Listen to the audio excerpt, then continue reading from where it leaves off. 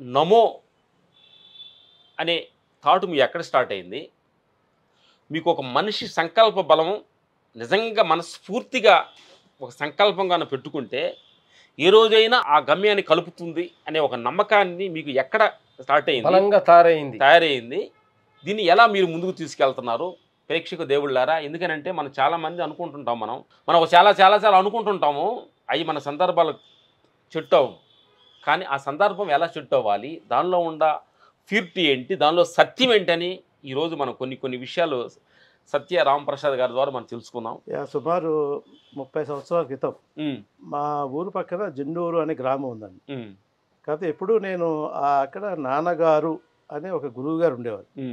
But ఎప్పుడు నేను ఆయన్ని కలవటం కానీ చేయటం కానీ లేదు. బట్ అందరూ మా ఊర్లో ప్రతి వ్యక్తి ఆ ఊరు వెళ్ళటం, నాన్నగారిని పరిచయం చేసుకుంటాం. మేము కూడా నాన్నగారు పాటు మేము కూడా విన్నాం. అది ఈ నాన్నగారు మాకు అద్భుతమైన, మాకు నాన్నగారే చెప్పండి. ఓకే, అందరికీ నాన్నగారు.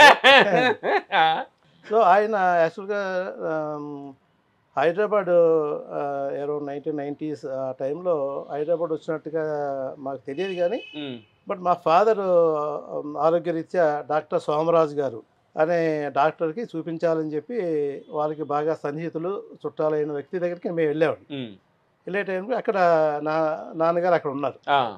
ఉండి ఆయన మీది ఏ ఊరు అనగానే మా పలానా చింతపర్రు అండి, పాలకొల్లు పక్కన. అంటే మాది జున్నూరు, మా పక్కనే కదా, మీ ఫాదరు మేము కలిసే స్కూల్కి వెళ్ళేవాళ్ళం, ఇద్దరు మేము క్లాస్మేట్లు అని చెప్పగానే నేను స్టన్ అయ్యాను. ఎందుకంటే మా ఫాదర్ కూడా ఇప్పుడు అంతలా ఆయన గురించి చెప్పిన తర్వాత ఆయన మీకు ఏ దేవుడు ఇష్టము అని సడన్గా అడిగేటప్పటికి నేను అప్పుడు ఎక్కువగా సాయిబాబా ఎక్కువగా వెళ్ళేవాడిని, సడన్గా నేను వెంకటేశ్వర స్వామి అని చెప్పాను. తర్వాత మా వైఫ్ సమయంలో నోట్ల నుంచి వచ్చింది. తర్వాత పక్కన మా మిసెస్ ఉండి ఆమె అంటే నేను చెప్పవలసిన పేరు ఆమె చెప్పడం, ఆమె చెప్పవలసిన పేరు నేను చెప్పడం, ఇలా జరిగినప్పుడు ఆయన వెంకటేశ్వర స్వామి అనగానే మీరు వెంకటేశ్వర స్వామి పాదాలు చూసి దండం పెట్టుకోండి, నమో వెంకటేశ్వర నమో వెంకటేశ్వర నమో వెంకటేశ్వర అని అలా అని ఆయన చెప్పడం జరిగిందండి. సో తర్వాత ఎప్పుడు గుడికి వెళ్ళినా లేకపోతే ఇంట్లో పూజ జరిగినా ఆటోమేటిక్గా ఆయన చెప్పిన మాట గుర్తొచ్చి ఫస్ట్ అదే పలుకుతున్నాను, కాళ్ళు చూస్తూ అలా దండం పెట్టుకున్నాను. రాను రాను అది ఇంకా అలవాటుగా అయిపోయింది. ఇంకా ఎక్కడ దగ్గర ముందు ఏ దేవుడైనా అలాగే చూడటమే, ఏ దేవుడైనా కానీ నమో అని అలాగా నేను పాటించడం జరిగిందండి. తర్వాత ఇన్ని రోజులు అయిన తర్వాత నేను అలా పాటిస్తూనే ఉన్నాను. బట్ ఎప్పుడు మళ్ళీ ఆయన కలవలేదండి. Just 10 minutes in my life. నేను అమెరికా వెళ్ళిన తర్వాత నమో అనేది నీకు ఎక్కడ బలపడింది?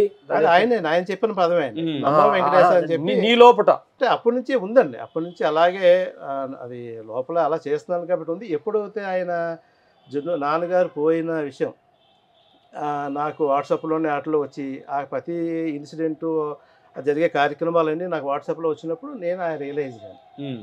అంటే ఒక మనిషి ఒక్కసారి లైఫ్లో ఒకసారి కలిసి 10 minutes మాట్లాడిన వ్యక్తిని మనం ఫాలో అవుతున్నాం, బట్ ఎప్పుడు మనకు కలవలేదు అని ఆయన చెప్పిన పదాన్ని అప్పుడు లైఫ్లో నీవు ట్రావెల్ చేస్తూనే ఉంది. అప్పటి నుంచి నేను దాన్ని ఇన్నర్గా ట్రావెల్ చేస్తాను. ఇన్నర్గా దాని గురించి అసలు నమో అంటే ఏంటి, దాని అర్థం ఏంటి, అసలు నమో అన్ని దేవుళ్ళ ముందు ఎందుకు స్థిరపడింది, ఆ నమో అంటే నమస్కారానికి ప్రతి నమస్కారము సంస్కారం అని మన భారతీయ సంస్కృతి సాంప్రదాయ ప్రకారము. తర్వాత మనం అంటే నమస్కారం పెట్టినప్పుడు మన ఎదుటి వ్యక్తిలో కాదు, వ్యక్తిలో ఉన్న ఆత్మకు, అంటే మనలో ఉన్న ఆత్మ ఎదుటి ఉన్న ఆత్మ కలయికే ఈ నమస్కారం అని ఒక సాధనంలా నాకు అది ఒక టూల్ అయిపోయిందండి. అదే సో ఈ సాధన ద్వారా మనం లైఫ్ జర్నీలో ఏదైనా సాధించవచ్చు అని నాకు బలపడిపోయింది. సో దానికి తగ్గట్టుగా నాకు అంతరాత్మ మధ్య జరిగిన ఒక సంఘర్షణలు జరుగుతున్నాయి. ఏంటంటే మా కుటుంబ బాధ్యత, మా ఫాదరు టీచరు. సో ఆయన నాకు ఎప్పుడైతే నేను అమెరికా నుంచి బ్యాక్ వచ్చేస్తానంటే, లేదో ఎలా వస్తావు నువ్వు, పిల్లలు సెటిల్ అయిన తర్వాతే రావాలి, పిల్లలు మొత్తం నువ్వు పిల్లల బాధ్యతలు తీర్చిన తర్వాతే నువ్వు ఏ కార్యక్రమం ఎక్కడికి వెళ్ళినా ఏం పర్మిషన్ చేసినా పర్వాలేదు. సో నాకు నా అంతరాత్మ మధ్య జరిగినప్పుడు నేను కూడా అదే దాన్ని నేను చేయవలసిన పనులు అన్నీ సక్రమంగా అయిపోతే నేను I surrender to the universe or god అని డిసైడ్ అయిపోయాను. మీ మైండ్లో చెప్పుకున్నారు. సో అది చెప్పిన కాడించి అన్నీ అంటే ఆ క్రమంలో అన్ని పనులు జరుగుతూ మొదలైనాయండి. అంటే అప్పటికి ఇంకా మా అబ్బాయి ఇంజనీరింగ్ చదువుతున్నాడు, మా అమ్మాయి జస్ట్ అప్పుడే ఇంజనీరింగ్ ఫైనల్ ఇయర్లోకి వచ్చింది, మా అబ్బాయి ఎంటర్ అయ్యాడు ఇంజనీరింగ్కి. సో ఇలాంటి టైంలో ఎలాగ జరుగుతాయి ఇవన్నీ అనుకుని నేను జనరల్గా ఎవరో మనం టైం లిమిట్ పెట్టుకోండి. అదే అదే. సో నేను టైం లిమిట్ కూడా పెట్టుకున్నాను. ఆ, సో 50 సంవత్సరాల లోపల ఆ, నాకున్న పనులన్నీ అయిపోతే ఆ, నేను సరెండర్ టు ది యూనివర్స్ అని పెట్టుకున్నాను. సరిగ్గా 49 సంవత్సరాలు 8 నెలలకి ఆ, ఎలా సంబంధాలు వచ్చినాయో, మా అబ్బాయికి ఎలా సంబంధం వచ్చిందో, మా అమ్మాయికి ఎలా సంబంధం వచ్చిందో అవన్నీ ఒక కళలా జరిగిపోయినాయండి. ఎందుకు కళ అంటే ఆ వయసులో ఎవరు మ్యారేజ్, అందులోనే అమెరికాలో చదివే పిల్లలకి మ్యారేజ్ అనేది అంత త్వరగా కానీ మనం మనం ప్రపోజల్ చేయకూడదు, వాళ్ళు కూడా యాక్సెప్ట్ చేసే టైం కాదండి. కానీ అనుకోకుండా ఎన్ని సందర్భాలు జరిగిపోయింది. జరిగిపోయినాయి. అంటే ఇప్పుడు నువ్వు చెప్పే లెక్కలో చూస్తుంటే నేచర్కి నిజంగా నువ్వు అనుకున్న దాన్ని నమ్మి విశ్వాసంతో శరణాగతి అయ్యి దాన్ని ఫాలో అయితే అనుకున్న కార్యం జరిగింది అనేది క్లియర్ అయింది. అక్కడ నుంచి నెక్స్ట్ ఎట్లా మొదలు పెట్టారు? అన్ని ధర్మపద్ధతి కోరికలండి. ఎందుకంటే మా అబ్బాయి మ్యారేజ్ అవ్వాలి, లేకపోతే ఉద్యోగం రావాలి, లేకపోతే అమెరికాలో మాకు ఉండటానికి ఒక కనీస హౌస్ కావాలి, ఇలా అనుకుంటే ఏది అనుకుంటే అది ఇంకా టిక్ మార్కే అండి. అనుకుంటే ఆ క్రమంలోనే పనులన్నీ అయిపోతున్నాయి. సో అలా ఇద్దరు పిల్లలు అయిపోయిన తర్వాత ఇండియా వచ్చాను. ఇండియా వచ్చిన తర్వాత ఆ టైంలోనే నేను మీ కత్తాల్ ప్లేస్కి వెళ్ళటం, అక్కడ సుబ్బరాజు గారు అనే వ్యక్తి, సో ఆయన ఏంటంటే అక్కడ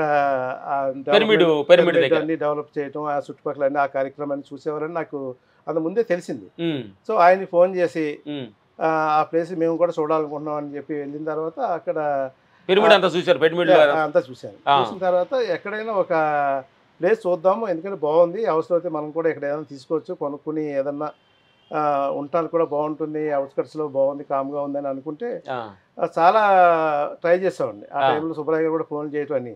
బట్ ఎందుకో ఎవరో ఒక అక్కడ సెక్యూరిటీ మాకు రామలక్ష్మణ్ గారిది ఖాళీ ఓకే వేకెంట్ ఉందంటే, అదే మనకు బాగా తెలుసండి రామలక్ష్మణ్ గారు, మీరు అక్కడికి వెళ్ళొచ్చు అని చెప్పి చెబితే లోపలికి వెళ్ళారు.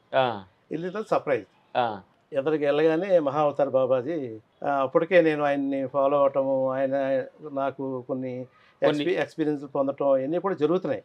సరిగ్గా అదే టైంలో మీరు ఆ బుద్ధుడు ఆ పక్కన మహా అవతార్ బాబాజీని చూసి స్టన్ అయ్యి, సరే ఇదేదో మనకి ధ్యాన మార్గం అయిపోయి నడిపిస్తుంది, మార్గంలోనే ఉన్నాము అని కాసేపు అక్కడ ధ్యానం చేయటం అలా జరిగిందండి. తర్వాత ఇక్కడ నేను వచ్చిన తర్వాత హైదరాబాద్లో కూడా మన పిల్లలు వస్తే మనం ఇండియా వచ్చేయాలనుకుంటున్నాం కదండి. సో హైదరాబాద్లో ఎప్పటి నుంచో చిన్నప్పుడు మనకి ఏంటంటే 86 నుంచి నేను జాబ్ రీత్యా హైదరాబాద్లోనే ఉండేవాడిని. 99 వరకు నేను హైదరాబాద్లోనే ఉన్నాను. సో హైదరాబాద్లో నేను హిల్ కౌంటీ అనే ప్లేస్, ఎవరో మా friend, close friend Kashi Vishwanatha Varma అనే అతను హిల్ కౌంటీ బాగుంటుంది అని సజెస్ట్ చేస్తే, అక్కడ సుబ్రహ్మణ్యం వర్మ అని ఒక అతను ఫోన్ చేసి అక్కడికి వెళ్ళటం, అక్కడ అనుకోకుండా నాకు ఆ ప్లేస్ నచ్చటం, ఏదో ఒక ప్లేస్ నాకు ఈ ఇల్లు అయితే బాగుంటుందని నా మనసుకి అనిపించి నాకు ఈ ఇల్లు అయితే తీసుకుంటే బాగుంటుంది అని చెప్పి ఆయనతో చెప్పడం. తర్వాత అనుకోకుండా ఎలా జరిగినాయి అంటే అదే ఇల్లు మనకి రావటం. సో అది ఇంపాసిబుల్. ఏదో ఒక బ్యాంకు సంబంధించిన డిస్ప్యూట్లో ఉంటాం, అనుకోకుండా ఎన్ని ఎలా క్లియర్ అయిపోతున్నాయి, అట్లా మీ థాట్లు ఏమనుకుంటే మొత్తం క్లియర్ అవుతుంది, అన్ని క్లియర్ అయిపోతూ అది మనకి రావటం.